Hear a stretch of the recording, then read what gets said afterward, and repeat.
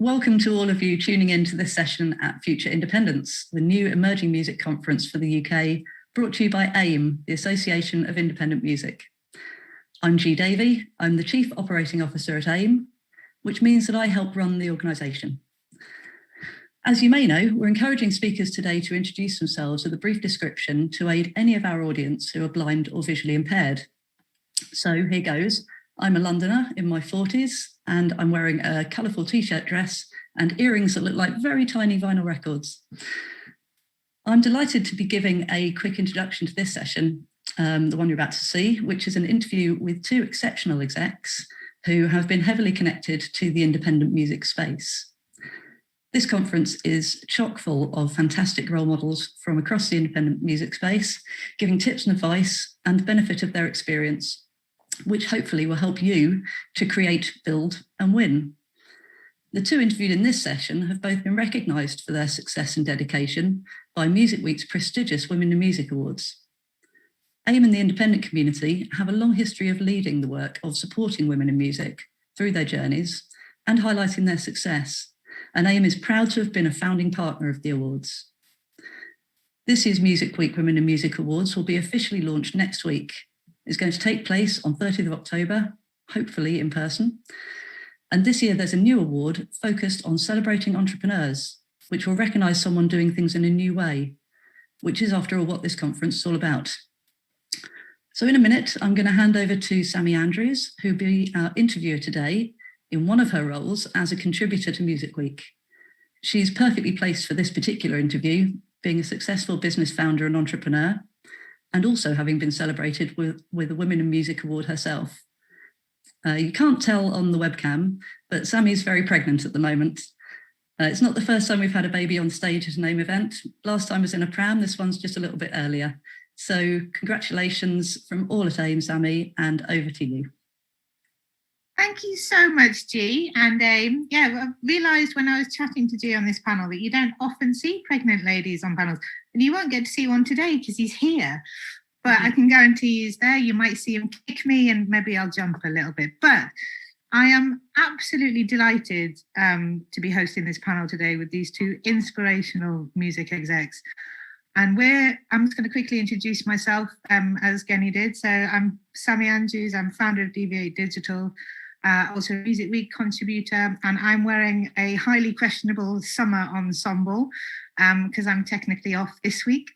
Bump out of sight. But we're going to really dig in today on these ladies' journeys through the industry, what they've achieved, what they've found out, and what they think the industry could be doing better. And we're delighted to introduce Zena White and Kambasha, and we're going to go through now. I'm not going to introduce you individually because I know that you're going to be able to do a far better job of it yourselves. But Michelle, could we start with you, please? Can you tell us a little bit about yourself? Yeah. And also just a little bit about your journey. And welcome, ladies. And Zena, thank you. Zena's up really, really early in America to join us today. But Michelle, over to you, please. Hi, I'm Michelle. I am in my late 20s. I'm currently wearing a sort of black dress. And I'm nothing that much more interesting. I work at Satellite 414, which is an independent press agency, but my background in publicity is from an independent label background. So I started my career at independent label group Secretly Canadian, Jagjaguwar and Dead Oceans, which go under the Secretly Group title in 2013. So this is almost coming up to my maths is okay, 7th or 8th year in the industry. So I guess just quickly, my journey started off as a junior publicist there, and then slowly sort of rose the ranks in terms of the kind of projects that I was working on, including artists like The War on Drugs and Whitney and regional press for Angel Olsen, and kind of making sure that I'd covered all my bases in terms of online, regional and national PR. And then I made the move over to Satellite 414, which is an independent agency that does work with major artists, but it was very, very important to me that I continued to work with independent artists as well, across multiple genres, including people like Victoria Monet, Hussey, Jamila Woods, and many more. But yeah. Incredible array of artists, and we're going to dig into some of your journey further in this. And over to you, please, Zena. Can you introduce yourself to our AIM audience? Thanks, Sammy, and hi, Michelle.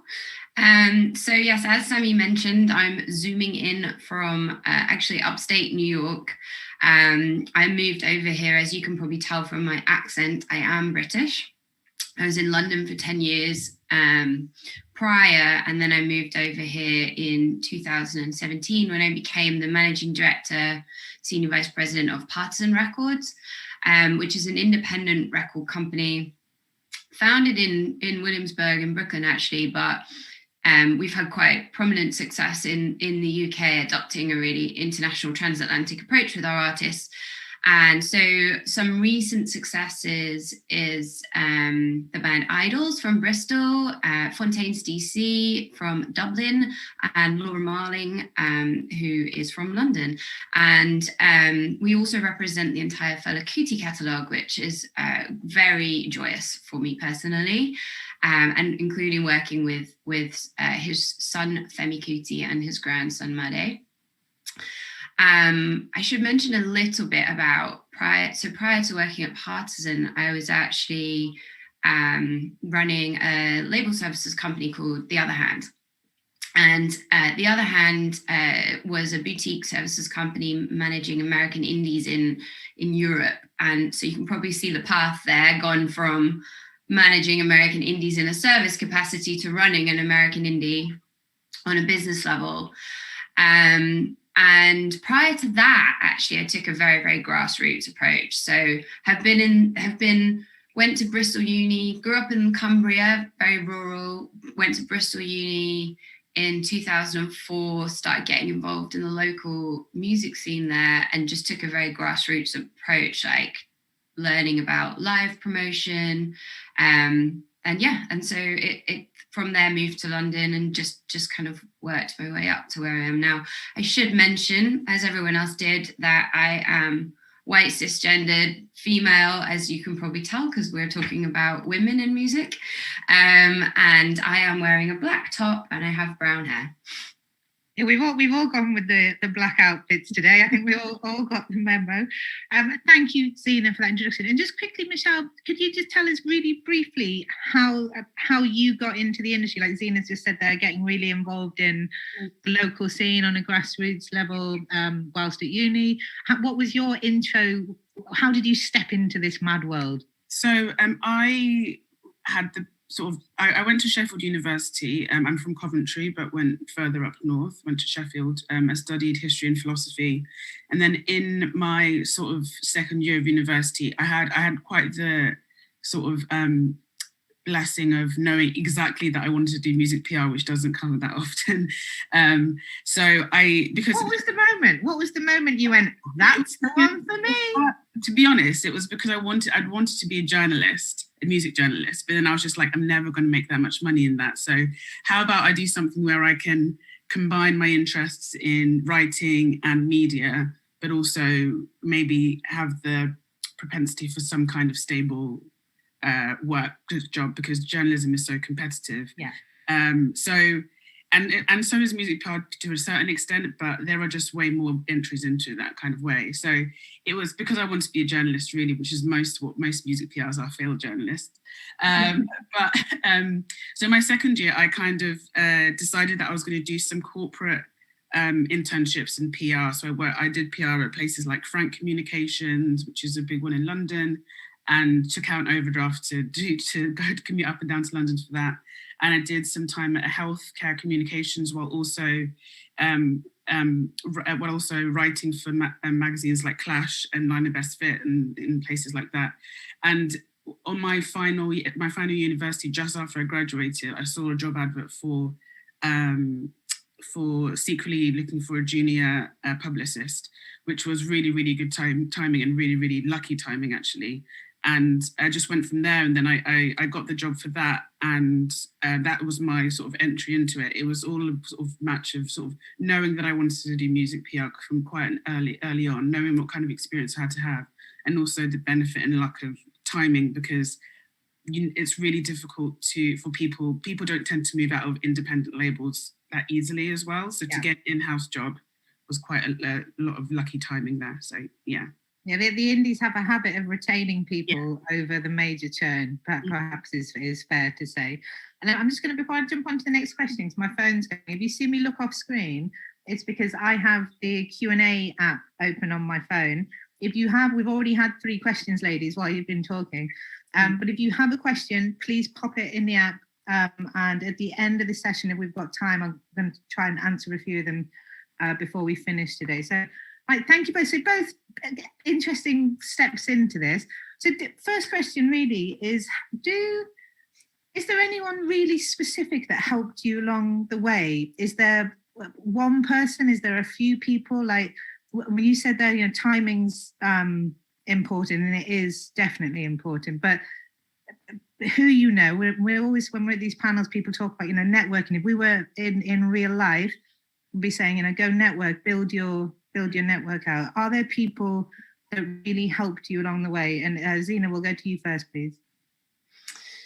Yeah, I mean, that's a big question for me, because it's been like 15 or so plus years at this point. So there's a lot of people that have helped me along the way. And I think from where I started, very much in the sort of grassroots, I mean, I was working for a promoter and then tour managing and then as a day-to-day manager. And I was just sort of taking jobs as I loved them and felt passionate about the artists that I'd be working with. And then it was just building relationships. And I will say that there is somewhat of a theme that when I was working at my hardest, whether I loved the job or not, it tended to get recognized. And when there was somebody that felt I was capable of taking things a step, like people certainly did seem to put their trust in me if they saw I was working hard. There was somebody who definitely helped me to take the next step, and that's somebody that Sammy, Mike Chadwick. Mike Chadwick, yeah, exactly. So basically, Mike. The company that I was working for I didn't found The Other Hand, but the person who did start it decided to leave the music industry. Happens a lot. We get burnout, and I'm sure we all know a lot of people that have faced that. So when they left, Mike bought the company, and in that moment, I was like, "Well, I don't know how to run a company," and he's like, "Yes, you do. All these clients, what to do on a day-to-day, better how to run it than anyone else." So I was like, okay. So, and I was studying for a master's degree at that time as well. So it was kind of a lot of work. And I remember being like, I've done my budget, and I was like, we can't actually take on any more clients. And he was like, why not? And I was like, because we don't have any more enough capacity. And he said, well, hire another person. And I was like, but then we'll lose money. And he was like, lose 100 grand. I don't care. That's how you grow. And it was like a light bulb. I was like, wait, what? You have to spend money to make money? This was crazy to me. So it felt so incredible to have a confidence of this very experienced man just being like, go and do this. And, you're not going to get anywhere unless you take the risk. And so that felt very, that taught me so much. I mean, literally now I'm able to plan investments and map them over multiple years. It was very eye-opening. So that I would call out Mike and say thanks very much to Mike for the opportunity back then. I remember seeing you back then. I used to be head of digital where Zena's talking about, and I remember seeing you come up and you smashed it. Michelle, over to same question to you. Is there one person or multiple people that really helped along the way? Absolutely. I mean, the person that hired me, Hannah Overton at Secretly, definitely was a huge champion of me, making sure that I was networking and meeting enough people. I think she was very aware that it was a junior role and I was the only in-house publicist there. And she encouraged me to meet people and share her own personal PR connections, because she'd been in the industry for quite some time before then. She was an A&R XL and Beggars before that, I think. And she knew the sort of benefit of being able to network. And then in that, I met some people who are genuine inspirations, but also I can count on as peers now, people like Anna Mears, who used to work at Dog Day Press, her boss at the time, which is Nathan Beezer, Jodie Banaskowicz, who has her own company, it's Stay Golden, Duncan Jordan at Bella Union, like so many incredible PRs. Manish Agarwal, who doesn't work in the music industry anymore, but he used to work closely with Secret Lee stuff. So they would kind of like sit me down and sort of help me know how to communicate with people, how to send emails, how to structure a press plan right in the early days. And so I don't think I could be, I don't think I'd be anywhere without those people sort of firsthand kind of putting me in the position to be out there with those people, and them being generous enough to help me out at the same time, especially when I was kind of like a deer in headlights when it comes to moving down to London, and I was only 21 at the time too, so I was just like trying to soak everything up and making sure that I wasn't messing up, and kind of pretending that I was probably more confident than I was. But it was also really good to have people there that were a support system like that. Definitely. Is it Zena? Yeah, I just wanted to comment because I think Michelle is really like describing peer support and how important that is to all of our journeys as well. And I think like that's something that I always really loved about the UK music industry, actually. And I've known several of those people that you mentioned, Michelle, and I'm not surprised that they've supported you along the way and that you will call them out. But I just think that that is such an important thing, that, you know, we are a community, and it doesn't really matter. Like, you know, all of us work for businesses that are to some degree in competition, but there's certainly enough work to go around, and we're a better community to help each other. And so I just wanted to comment on that because I think that's amazing. Mm-hmm. Yeah, I totally agree. My story has been exactly the same, and it is important. Like I say, in terms of networking, I know it's difficult perhaps in the virtual world to do it in the same way, but as things start opening up, that having that support network in whatever way it looks is important for any job, not just music industry, and for your mental health. It's good to have people to moan to and to talk to and sound off about. But so that's a lesson that you've learned, both of you, that is a positive one. But what's the hardest lesson that you've learned? If there is one, is there one thing that really stands out that, you know, it was difficult to learn, but it's really made you develop? Who wants to go first? You can go first, Zena. All right. I think the hardest lesson for me as a leader has been managing people. I think that it's not something to take lightly, that it's really, you know, you've got somebody's full development in your hands as a manager and as a leader. And I think I've always tried to take an approach of caring for people, but that also means like performance management is really, really important as well. It's not just about, you know, nurturing in a sense of making introductions and giving people confidence. I think that is something which has come very natural to me. And I think I've very much had to learn how to have the difficult conversations with people, because I know that I need that. Like, as a human, we do tend to need support to help us with the things that we struggle at. And so I think that, you know, learning how to do that always from like a very grassroots level, from like a grassroots career path, and to take real responsibility for that's probably been my biggest challenge. I think that I've had to learn that music, when you work in the music industry, you're on quite the hamster wheel. I mean, in some ways, despite all of the horrible things that have happened out of the pandemic, if you were in the music industry before, it's constantly go, go, go. And there is a benefit to people kind of taking stock and having time to step back, because that is no way that it could have possibly happened outside of that. I think that I've had to learn that there is a way to approach a sort of work-life balance, and that you shouldn't be ashamed to ask that of your employees, and that the boundaries between sort of like social interactions and gigging all the time, and a lot of it's quite harder as a woman, especially as you grow older too, when your priorities change.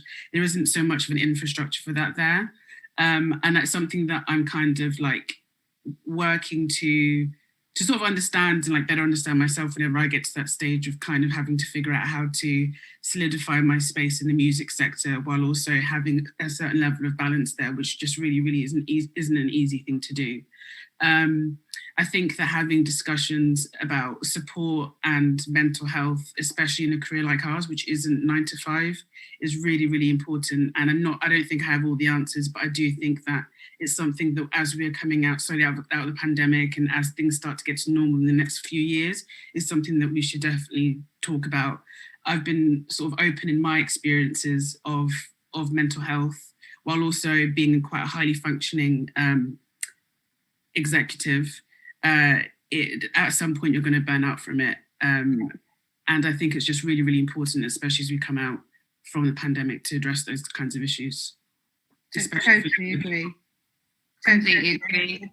That's amazing. Some people, I think a lot of labels especially, but across promoters and PR and everything in between, have been forced into it. I actually weirdly think the next generation are far more empowered, and in a way that they're a lot more aware of how things can be. And if the pandemic's done one positive thing, perhaps it's shown them whether it's flexible working, looking after your mental health, or, you know, and you mentioned that women having to make a decision. One of the big things from my side is equal maternity, paternity pay, and leave, because actually some people in the industry like Spotify do it. If you're a man there, you can take 6 months off, and every man I know that's done it loves it, got to spend time. But actually across our industry widely, that's not a thing. And I'm very fortunate that my husband has agreed to split it with me. So we're going to take that route. But there's a lot to juggle there, and still a lot to work out, I think. And just kind of on that, following on from that really. So all three of us have had a Music Week Women in Music Award. And I just want to ask you both, firstly, sort of what it meant to you. What was sort of the impact? Why did you think that you got it? What did it mean to you in getting it? Like for me, I got horribly drunk, and Annie Lennox presented it to me, who I've worked with 20 years, and she bollocked me for swearing. But it was a really nice day.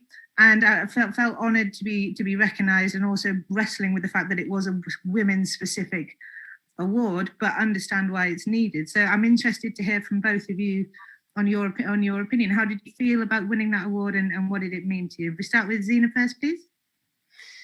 Yes, so I won an award with a big title. It was almost a joke. It was International Woman of the Year.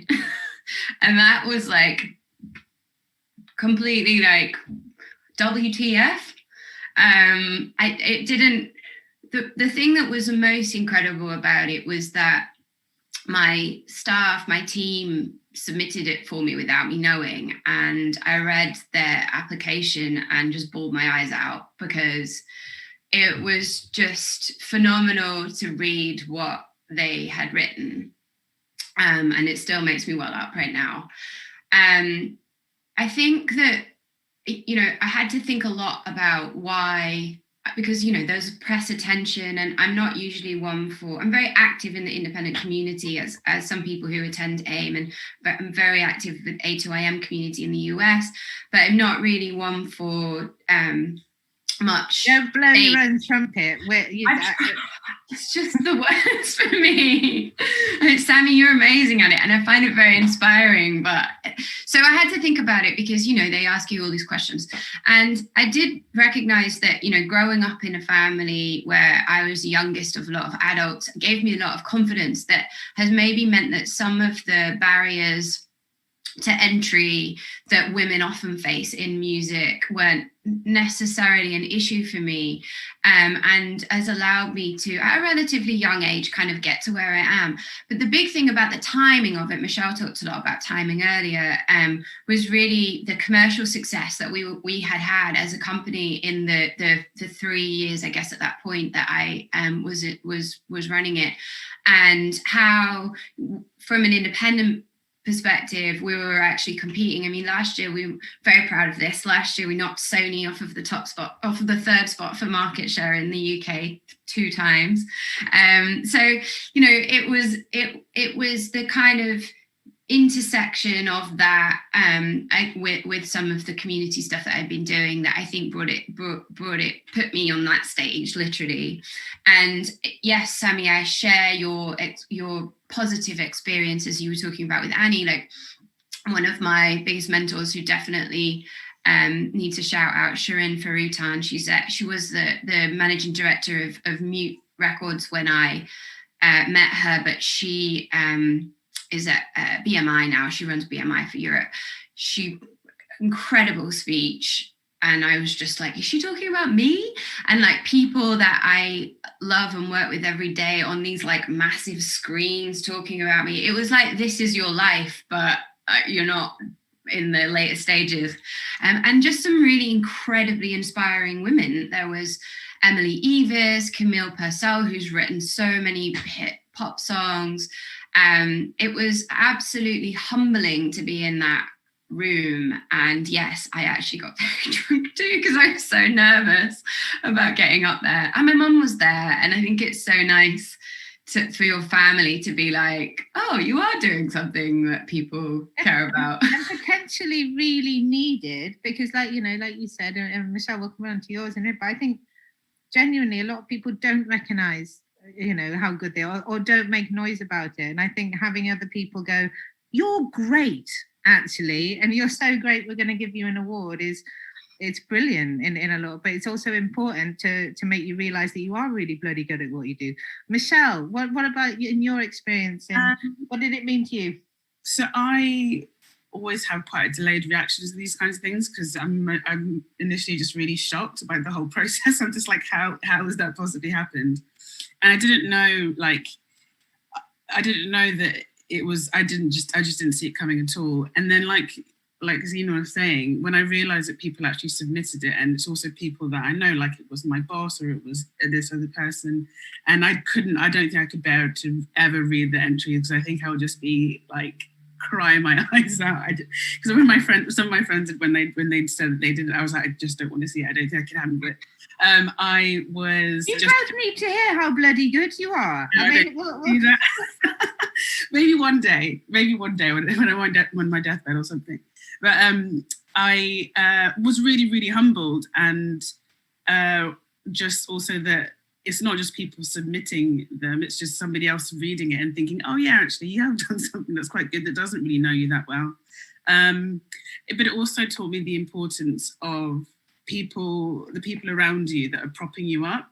And like Zena was mentioning, as somebody that's Black in the music industry, but especially in the independent sector, and especially in the alternative music sector, I was like a minority of minorities. And I've always had the confidence that was just always instilled in me from when I was young. That's just how my parents sort of taught me to be, but also the knowledge that other people, especially if they're Black, but if they're women, don't have that same level of confidence. It is about kind of producing this network of people around them that are going to prop them up. And that's what the fact that people submit that for you. And when I see somebody that might be a bit more shy, but I know that they're like really, really good at their job, it's about kind of pointing them out and saying, oh, this person might need like a bit of a voice, or somebody to just them to hear that, or them to see it some way, and lifting them up. I mean, that's what is saying.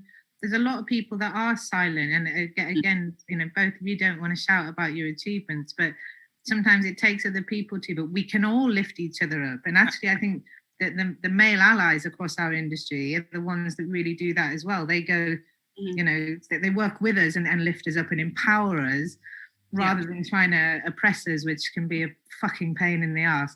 So just quickly on we talked a bit about the award side of it and some of your journeys in the industry, but you're both quite fiercely independent, and I say that in a brilliant way. You worked across the independent sector. What does it mean to you to be independent? Firstly, I know that's quite a big question, so feel free to answer it how you will.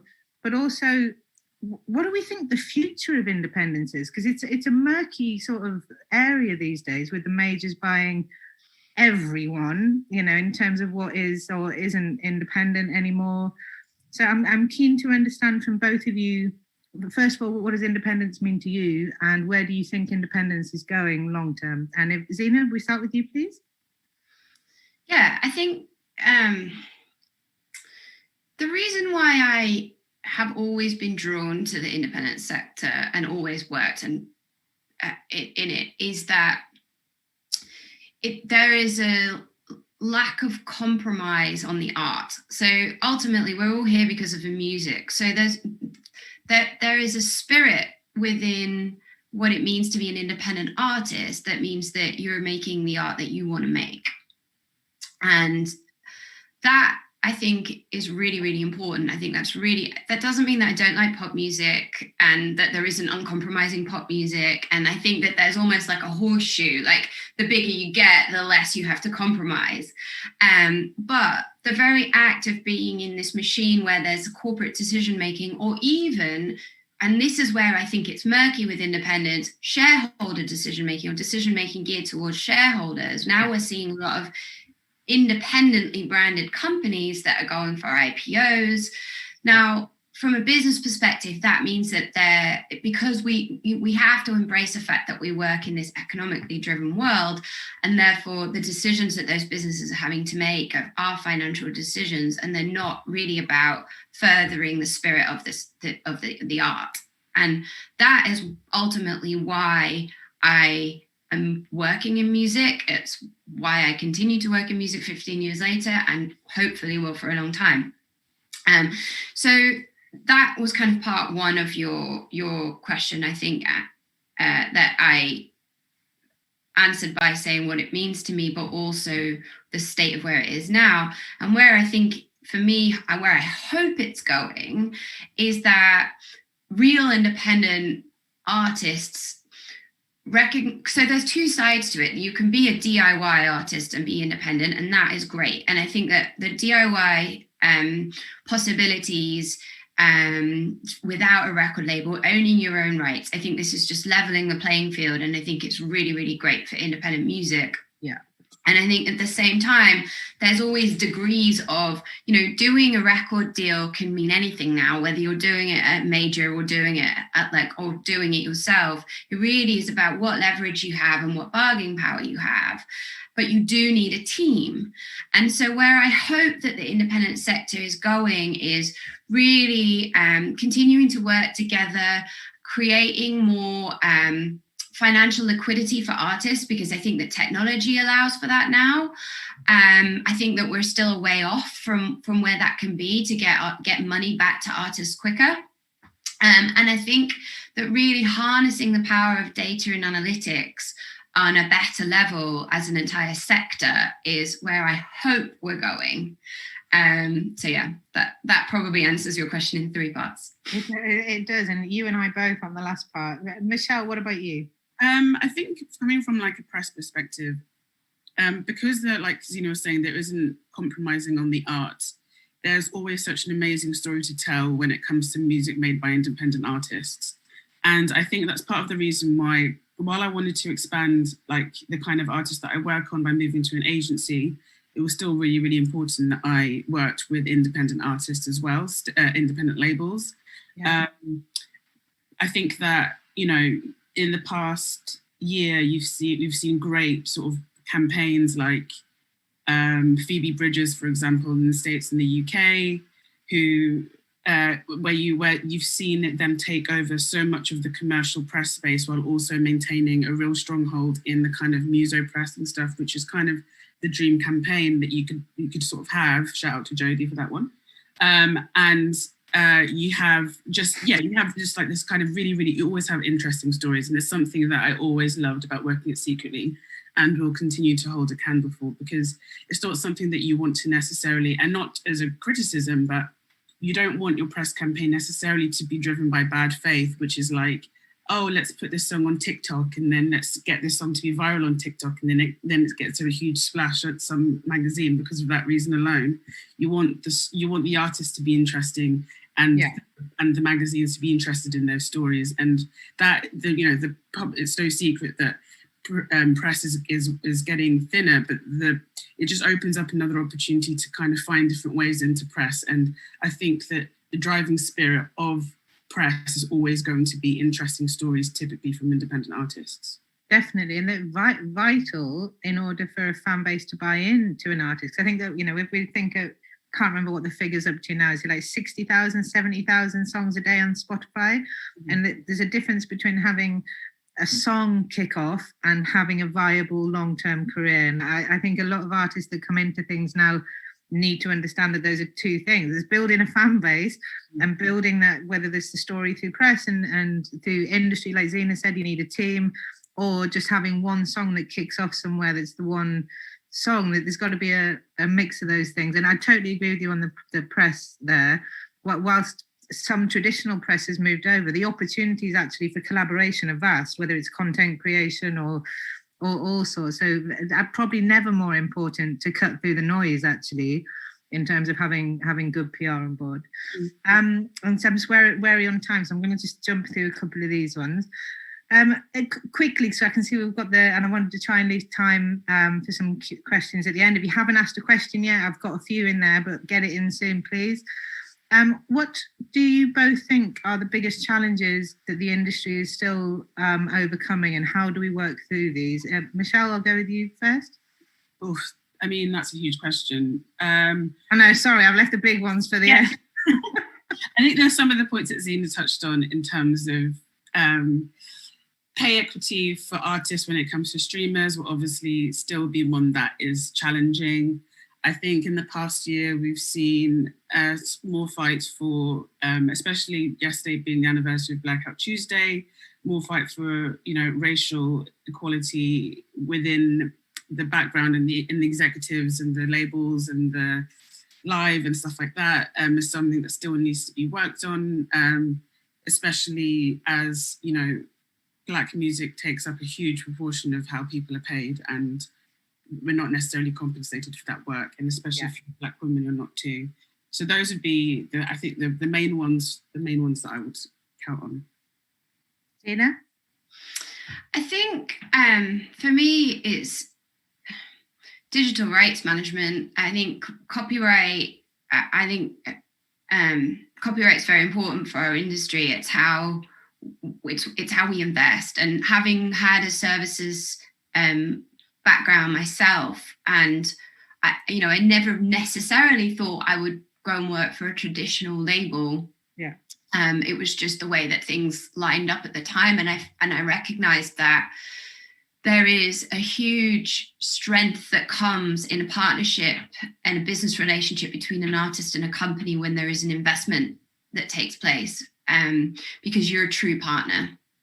And I think, but yet that investment is based on a copyright system which was developed starting back in the 1800s with sheet music. If anyone's wondered why music publishing is called music publishing, it's because of sheet music. And then the mechanical right was added when the piano rolls were invented, pre-gramophone, and then we had gramophones and records, and then we had the BBC and performance rights and airplay, and so you're talking about 150 years, which just was all very pre-digital, and now we're in this very fast-paced world. And I think that a lot of the issues that we're seeing coming up, Michelle mentioned pay equity at streaming for artists.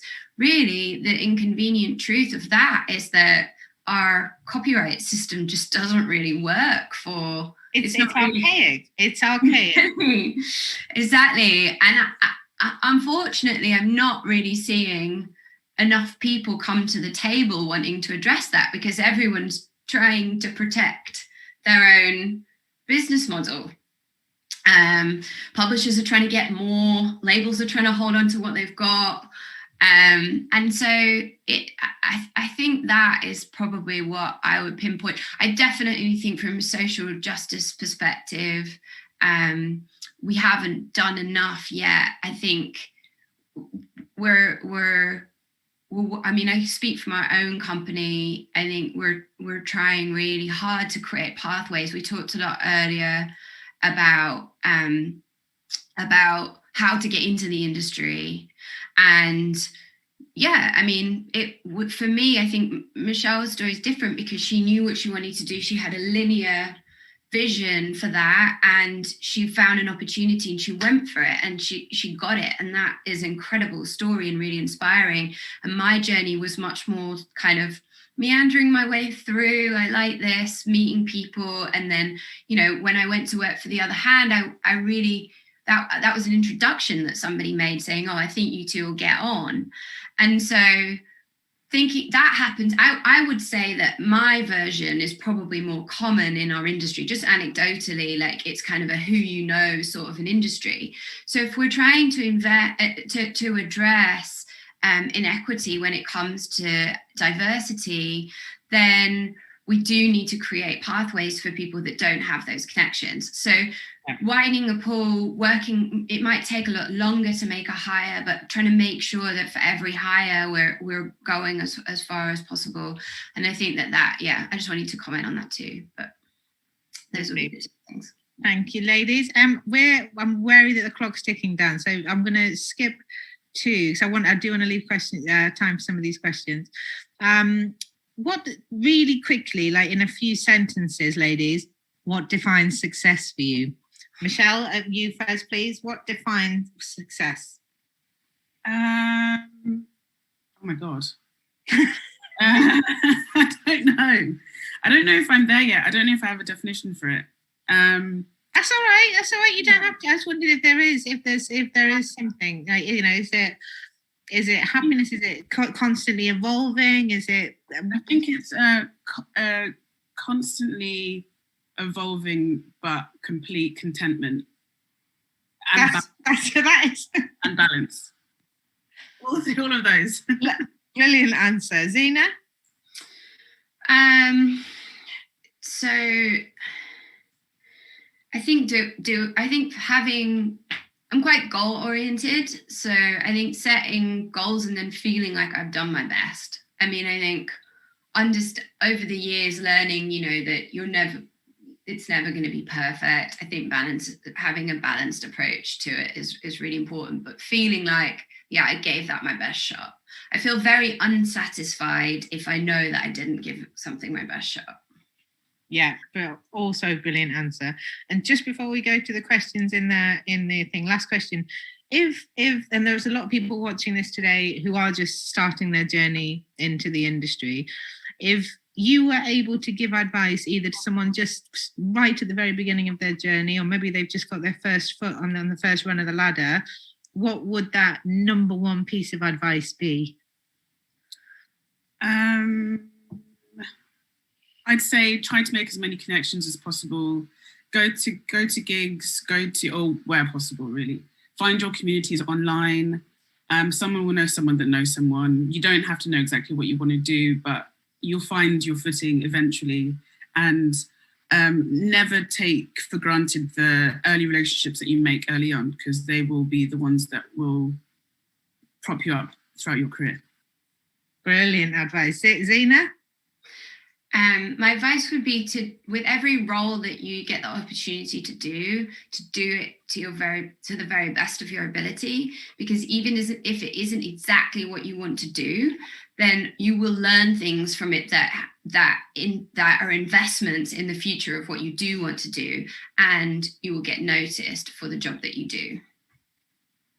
Also brilliant advice there. So I'm going to go over to the chat window. There's loads of questions. Let me just have a quick look through. This one, so maybe Zena, possibly to you, but Michelle, you might also want to jump in on it. So someone said, what's your advice for an independent artist who would like to be on an established independent label? How far do you need to be along in your career for that to happen? Well, the classic advice, which sometimes is well received and sometimes I think can be frustrated, is it really just depends on your music. Like ultimately, you can never stop working on your music. So at least for our record label, we listen to everything that we get, no matter how we receive it. Which email address it comes to, it all ends up back. And if there's something that seems to work for what we're looking for at that point in time, then we'll start a conversation about it. And once the music's there, it's really like, okay, do we feel like we can add value to what you're doing? You know, I think for a lot, there are so many options now, and we get sent a lot of music. It's really like, is there something unique in a partnership between us and an artist that can really make sense for us to invest in, that they can't necessarily get elsewhere? And so in that regard, I would say just keep sending the labels that you admire your music, and see if you're ever able to start conversations. And if you aren't, and you feel really, really good about your music, then try putting a track out and building an audience yourself, because nowadays that is a really, really good way to get some momentum. It really is about audience building. Yeah, and Michelle, would you, so obviously you've worked across people in all stages of their career, would your advice be the same there? It'd be the same, but also if you do start putting music out just on your own, you might get the attention of a booking agent, you might get the attention of a publicist, you might get the attention of somebody that already has a pathway there, and they might have a friend of a friend that works at a label too. So I think it's back to that network thing, isn't it? Yeah. We're back to that, you know, putting the feelers out. Yeah, totally. There's sometimes I'll ask, you know, and also with label structures, they work quite differently too. So sometimes I can ask, with my A&R friends, if I'm like looking on the hunt for something, I'll just ask them like, is there anyone you're looking at the moment that I can check out their music just to look up for future PR? And then they'll send me some things. I might send them some stuff too that I've seen on Bandcamp or those kinds of places. So it is just about trying to get as much, maybe and some getting notice from people that are already in there. Yeah, infiltrating that world and that network. I'm worried that we've got less than 2 minutes left, but there's an interesting question here. There's one really sad question that I'm not going to ask, and I'm sad that it was asked. But there's one saying, what's some really helpful things that men, what are some conversations that men can have in a post-pandemic world, whether it's virtual or in person, to help drive our industry forwards in terms of diversity and equality? What are some conversations that men should be having? And I think that's a really good, probably, question to end on. What do you both think? I think being honest and truthful with the situations that are happening, and trying to actually listen to what people are saying that working in diversity fields, and actioning those points, because listening right now doesn't really help, but trying to figure out, maybe working with like women's groups that work in music. There's a few of them, working with people like AIM that have their own diversity initiatives, or working with the Black Music Coalition that have partnered with Power Up and PRS to sort of contribute, getting people into the room that maybe know a bit more about what they might be talking about, and also elevating the voices of women and people of colour within those spaces that you know are really, really good. I interviewed somebody a few weeks ago, and she said she has an amazing career the past 25 years. And she's worked at Modest, and she's worked at, I think, Parlophone or one of the majors. And she said that every single time that she went somewhere, it was another Black person in a senior position that was like, I see you're great, come with me and let's do something new. I think men can do that too. You don't have to be, and there aren't enough, and the kind of inequity that happens there is that there aren't enough Black people in senior positions, so they kind of have to do it too. Yeah, I interviewed Keith Harris recently, and on that, and he said exactly what you just said. We must keep elevating people. Stop having an all-white male board. Any of you watching, stop it. Zena, we've only got 58 seconds. I can't believe how quick this has gone. Anything from your side just before we wrap up? You know, I think Michelle gave a really good answer. I think it's just really we talked about this a bit earlier, but being very conscious of who's quiet in the room. And actually, I think just spending some time with your own unconscious bias, you know, and recognizing where you might overlook people and not understanding the context of where someone's coming from when maybe they're not the loudest person in the room. And making sure that, you know, I do think that you can, you know, a lot of answers I get when I say why is your board all white men is that there aren't enough seats. Make more seats. Yeah, extend that table. That's a very good place to end. I've a few seconds over time, and I don't know if they've cut us off or not. But if not, all the stuff that we've just been talking about with networking, AIM are hosting a virtual networking tonight from 6 till 7 p.m. And if you want to go and continue these conversations and meet some brilliant people and expand your network, that is exactly where you should start with it, and go and do that this evening. Ladies, thank you so much for joining us today. Thank you so much. Bye. Thanks, Sammy. Thanks, Michelle. Bye, Zena. Bye.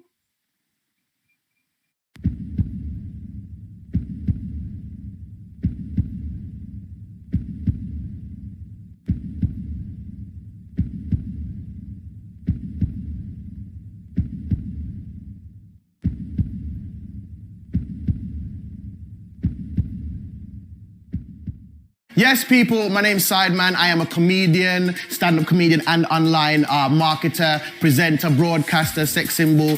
Sometimes people, okay, I didn't like how you just laughed at that sex symbol part. Don't do that. Hi guys, I'm ZZ Mills and everyone knows me as the culture commentator. I say all the things that you are afraid to say. Anything you want to say, anything that's going on in the group chat, I'm going to be the girl to say it.